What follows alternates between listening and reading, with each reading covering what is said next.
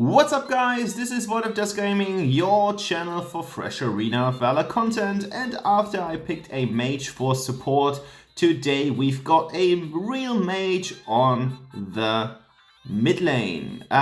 Usually this mage is supposed to go on the solo lane, but we are not that stubborn and we are not that fixed to a certain lane, therefore we are taking Marja into the mid lane. And as far as I see in my video account, this is the third video of Marja. The first one was released in April 2020, the next one was released in March this year, and it was supposed to be a support build, but this time we are going true mage, and I want to talk about that build and how to make Marja work these days.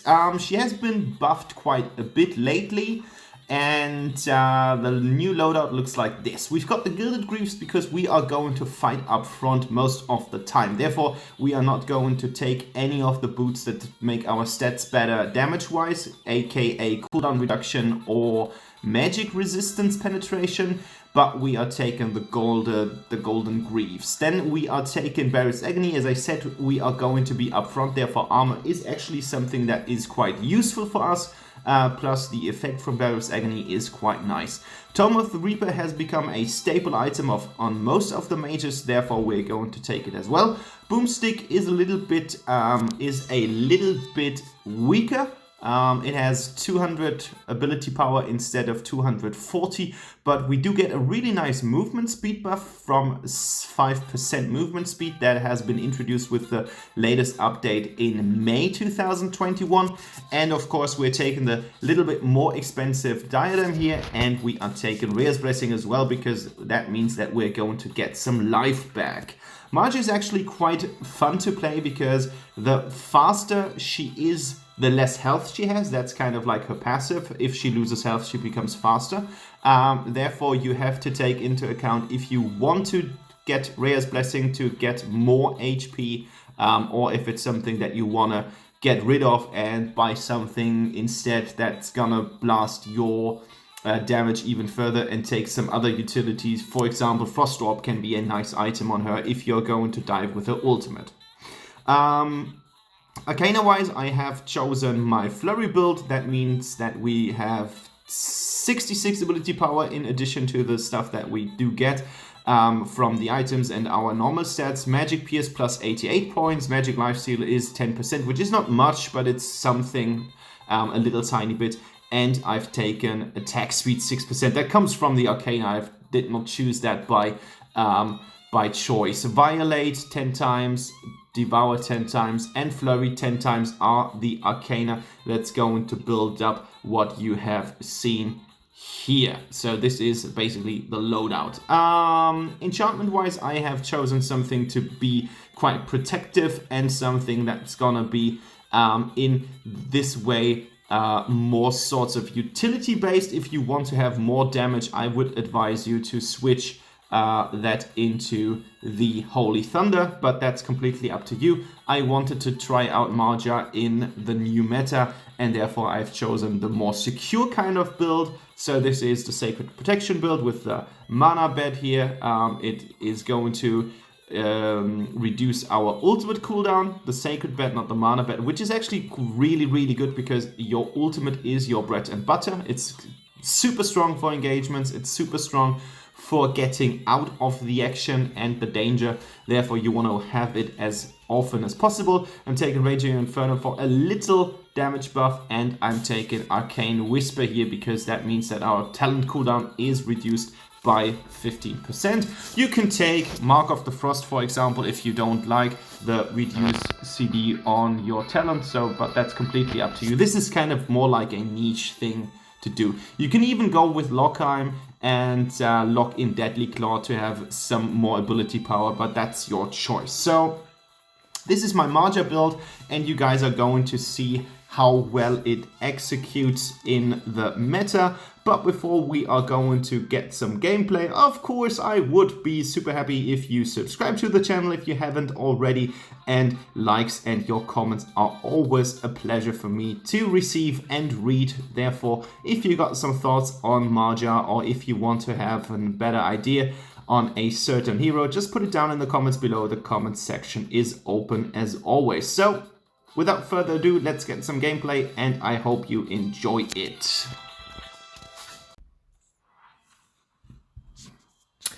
Alright, ladies and gentlemen, here we are on the battlefield, and there is something that I need to highlight. And it's really important for all of the video, and this is going to be the advice that you should all pay attention to what our Bright does. I know that this video is about Marja, and you will have a good understanding on what to do with Marja and what not to do with Marja after you watch this video. But I need you to pay attention to the Bright, because we are going to be more or less some kind of supporting actor in today's video.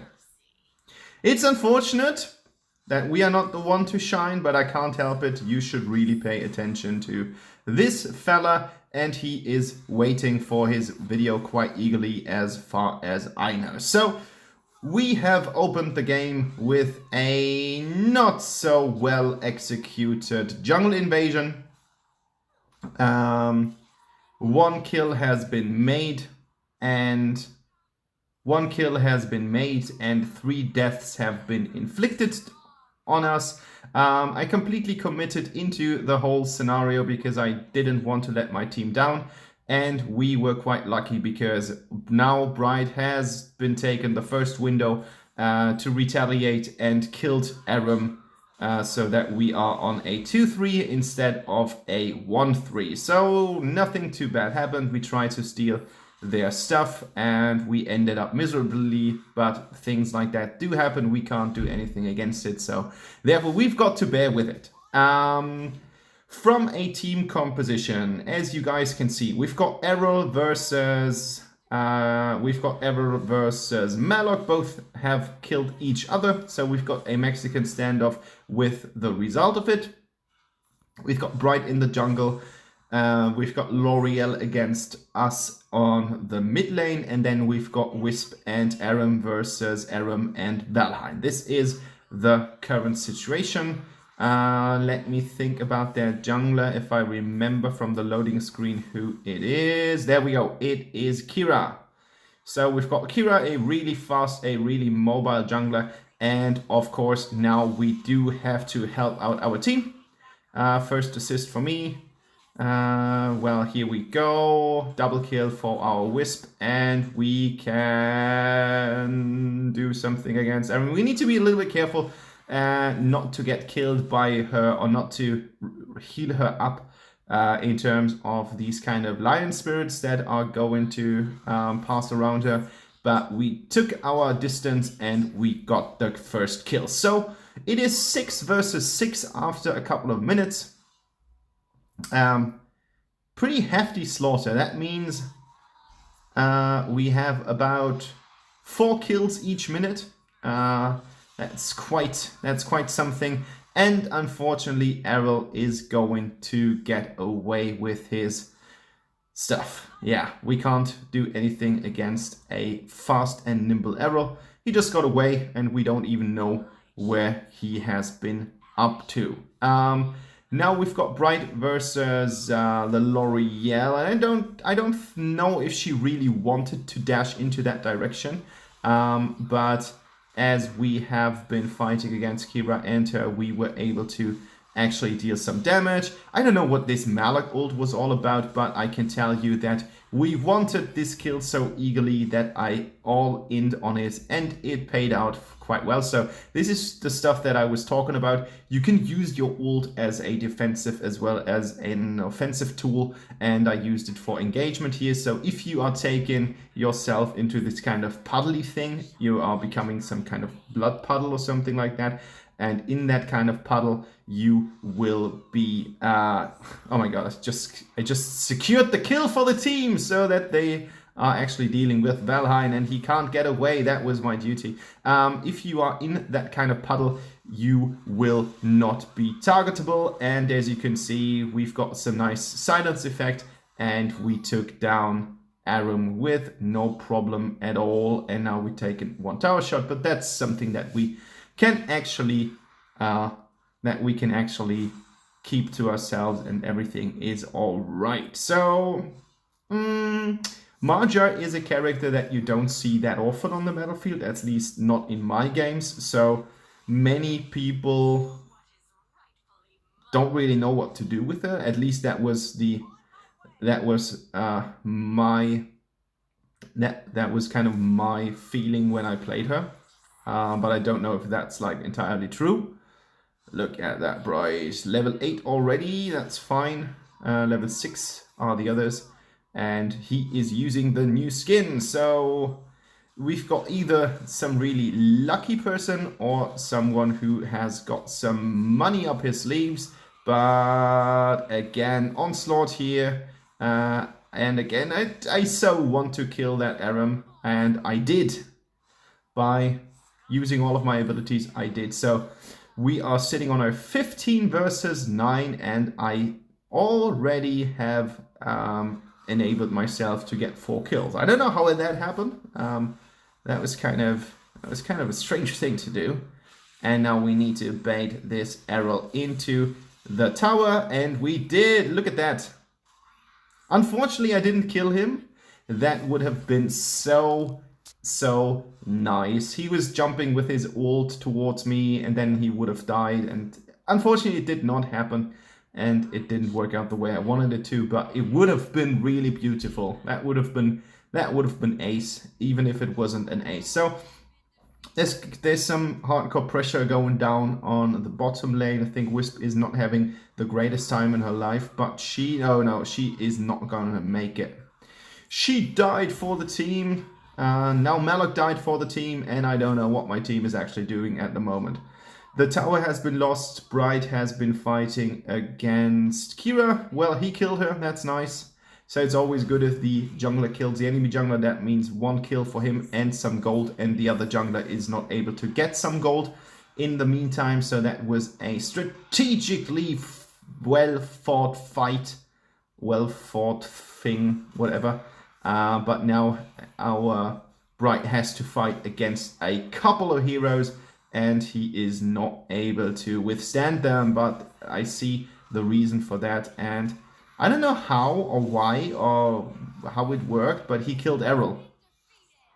How did that happen? Maybe I know that you're going to watch the video anyway. So if you have a secret mechanism how to kill people if you have already been dead, at least that was the state of you when I was watching it at the moment. So it seems that you have been dead, but you still secured a kill, and I wonder how that worked. Was that the red buff? If you could enlighten us, that would be quite great. Oh, there's something that I need to mention in the video, and I hope that people have still watched the entire video until this very point of the game. So I have been thinking about a new format that you guys from the community, the Void of Dusk community, really exclusive club with not so many members. It's a new format that I want to install, but I do need some support of you guys out there. So what I was thinking about is actually I've got 2 different kind of things. What I need is your gameplays. And there are 2 different things that I can do, and unfortunately I'm not able to set up a panel to ask you guys what you want to see, so I'm going to do that on the Discord server. And if you are not part of the Discord server, check out the link in the video description and you will find my Discord server where you will find other people to play Arena of Valor with. So long story short, I want to feature your gameplays, and I've got 2 different views on the whole concept. So one would be your craziest gameplay out there in the world. That could be one thing, and the other installment could be something where we are actually going to kind of do a coaching.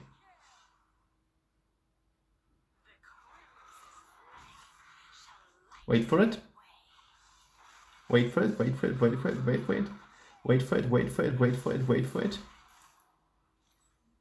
There we go, the mega kill! Congratulations! That was the stuff that I wanted to feature. And as I said, that makes me more of a support actor. because that was great stuff, and I think that was great stuff to watch. He just secured a mega kill, and if you haven't caught it, then you should rewind the video to the point where our friend is able to get a mega kill in a game on YouTube, and I'm about to tell him that we are going to upload that on YouTube. And there he is. So yes, back to the point. Really nice mega kill, but back to the point. If you've got more mega kills like that and you've got crazy gameplays, just send them via a, I don't know, Dropbox link, WeTransfer link, something like that. You can do something like a Google Drive share. I just need a link, and it would be the easiest to just send it by Discord. Just add me as a friend or get yourself into the Discord server and you're fine. So if you would do that, I'm going to kind of like collect a special amount of videos. I thought about 5 to start with, and then I would have a weekly format that I can do repeatedly, and that would be actually, I think that would be quite entertaining, because we are talking about your gameplays and not mine gameplays, and we might have different sorts of ranks in the game. So there might be bronze players, there might be veteran players, there might be super professionals, best of service, and something like that. And I guess it could be quite entertaining, and as this is like user-generated content, we could do both of this. So it could be your crazy replays where you basically stomp the whole enemy team, wipe out everyone who is alive on the battlefield on the one hand, or I'm doing some analysis stuff. Basically, it's up to you what you would enjoy most. I mean, if you want to write that in the comment below, that's fine again. So I can work with that as well. So if you want to do that, just go for it, and we can make it work. And I would say I'm going to collect a certain amount of stuff, and then afterwards I'm going to watch through them. I guess I will have some remarks to be made afterwards, because at the moment I don't really know what I will get, what quality, how long the videos are and stuff like that. I will need to figure that out, but I think it could be quite interesting. So I'm really curious. I'm really curious what you guys think about something like that. Would that be interesting? Would you watch me comment other videos, or is this all about the Void of Dusk pain in the game show, me try hard stuff out here on my mobile phone? It's up to you. So let me know what you think about it, and as always, I will take your considerations into account. So, and now we should concentrate on focus on the game again. 12 minutes played, 30 minutes played. We have now a little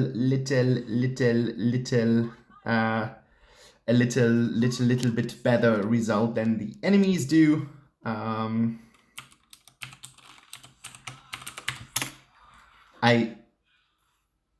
Okay, that was we've got a little advance, a little lead in terms of kills. So we've got 40, they've got 20. But I mean, Bright has already 14 kills, as I've just seen in the overview. And we are really pushing quite hard. So Midlane is still as good as new. So I didn't lose my tower yet. And then we lost 2 towers in total. The enemy is already down to 2 towers, so we've got a really nice game going on here. I shut down Aram again for my 8th kill in the game, and now I need to deal with Errol, and we are going to do that. No, we can't. He just went away, and we are not able to get him. But no, we've got Malak, we've got Aram, we've got some bouncer minions already here, and with no big problem the game is done. GG, well played guys. It was a good team effort, I guess, and the last thing to do is to check out the post-game stats so that we can see how much damage we did, how much damage was dealt to us. And yeah, here we go. Euphoria, Toshiro, Hitsugaya. I don't watch Bleach, so I don't really know what this guy is all about. but our Euphoria has chosen Bright as his fighter, and 17 kills, quite impressive. 17 kills, 6 kills, 13 assists. So that should be a really nice fight participation. 32% damage. And I think, yeah, our participation was actually okay-ish. 18, 55, could have been a little bit better, but 9.8, third place in the ranking. I'm fine with that, and I hope you guys have a better impression what Marja is able to do. And yeah, let me hear what you think about your format, and yeah, have a nice evening. Bye, guys.